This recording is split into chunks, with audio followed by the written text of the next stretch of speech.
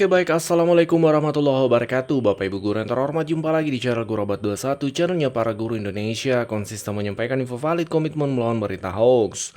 Per hari ini tanggal 23 Mei Bapak Ibu, kita akan update TPG Bapak Ibu, dan terpantau ya itu sudah mulai berjalan pencairan Bapak Ibu dari Kementerian Pendidikan ya.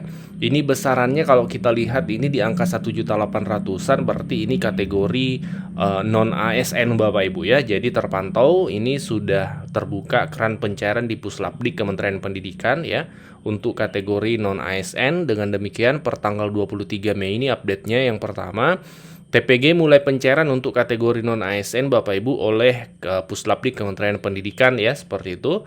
Kemudian memang beberapa bulan terakhir ini ya memang biasanya pencairan TPG non-ASN itu lebih awal. Kenapa? Karena dia tidak lintas kementerian. Dia tetap di bawah payung Kementerian Pendidikan. Pencairannya oleh Puslapdik Kementerian Pendidikan. Kalau ASN itu PNS P3K itu lintas kementerian, pencairannya oleh Kementerian Keuangan. Ya, ini yang menjadi salah satu penyebab sehingga TPG non-ASN ini sering lebih duluan cair.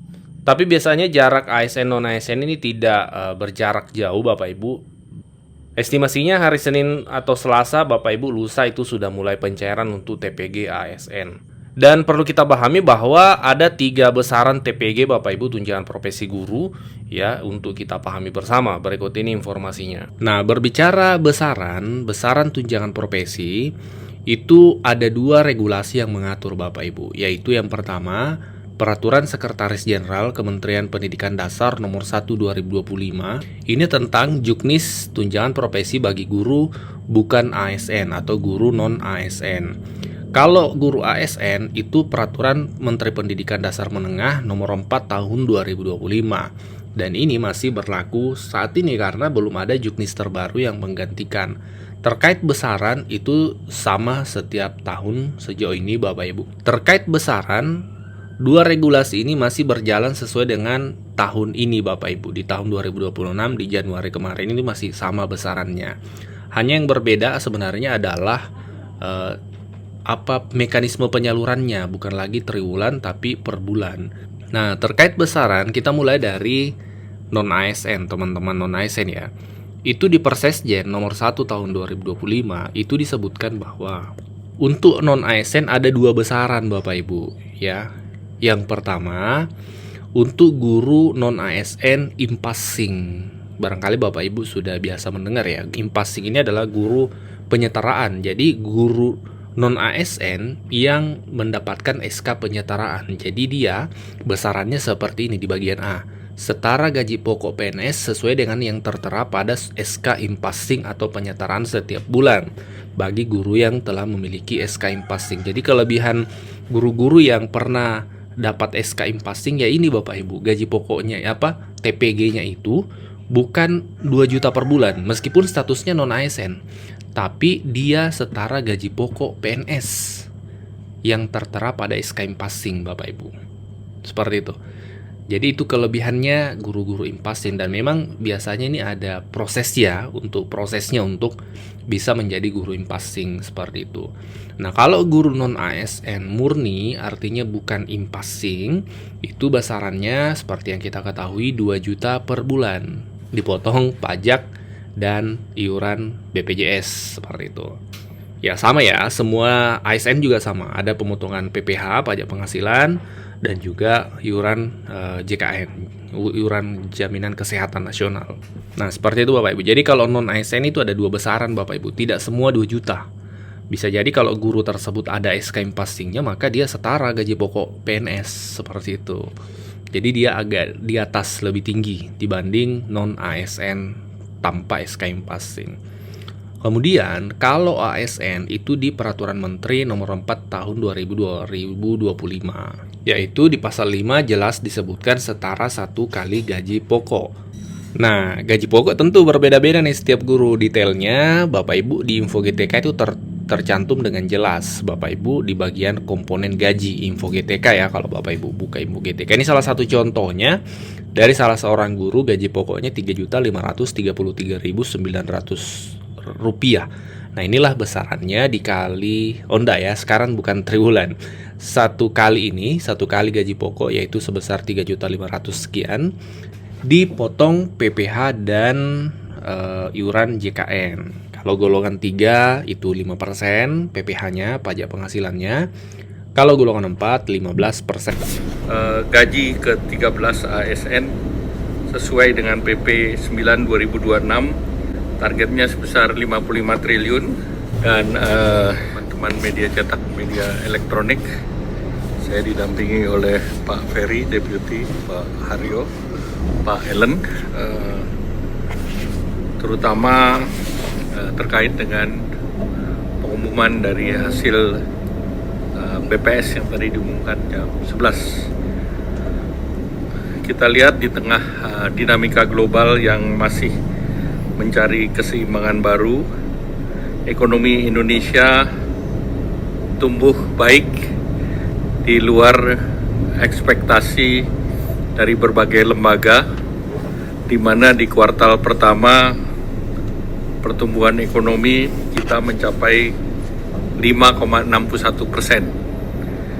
Nah, pertumbuhan kita yang 5,61% ini adalah tumbuh di atas beberapa negara G20. Memang dari G20 ini yang belum keluar India, tetapi di antara negara yang keluar termasuk China, Singapura, Korsel, Arab Saudi, Amerika Serikat, kita yang tertinggi. Nah, pertumbuhan ini merupakan pertumbuhan yang memang pemerintah siapkan dengan berbagai kebijakan, terutama dalam rangka kemarin Hari Raya Lebaran. Kemudian kalau kita lihat konsumsi rumah tangga masih menjadi penggerak utama dengan pertumbuhan 5,52%. Dan ini semakin menegaskan bahwa momentum daripada Ramadan dan Idul Fitri serta pelepasan mobilitas itu meningkat dengan tinggi. Di kuartal pertama juga kita lihat belanja pemerintah tumbuh tinggi di angka 21,81%. di mana ini angkanya sekitar 815 triliun. Ini di atas rata-rata historis dan tentu ini didorong oleh beberapa program belanja kementerian lembaga termasuk MBG sampai dengan Maret 51 triliun. Kemudian stimulasi daripada diskon tarif, THR dan untuk ASN realisasi sebesar 51,65 triliun serta dari pihak swasta maupun ojol. Kemudian indikator ekonomi terkini juga prospeknya positif, yaitu inflasi di bulan April ini sebesar 2,42%, kembali dalam bentangan 2,5 plus minus 1%. Kemudian indeks keyakinan konsumen di angka 122,9. Kemudian neraca dagang juga di angka 3,32 billion dan ini surplus 71 bulan berturut-turut. Dari posisi credit growth, ini dana pihak ketiga juga meningkat ke 13,55% secara year on year dan pertumbuhan kredit sebesar 9,49% secara year on year juga. Nah, kalau kita lihat indikator sosial juga terus membaik sepanjang Februari 2025 sampai Februari 2026. Penyerapan tenaga kerja bertambah sebesar 1,89 juta sehingga total jumlah orang yang bekerja sebesar 147,67 juta dan tingkat pengangguran terbuka menurun dari 4,76% di Februari 2025 menjadi 4,68% di Februari 2026. Sebelum lanjut, kami menyampaikan kabar baik bahwa telah rilis produk digital terbaru kami, yaitu 200 template PowerPoint siap pakai untuk guru.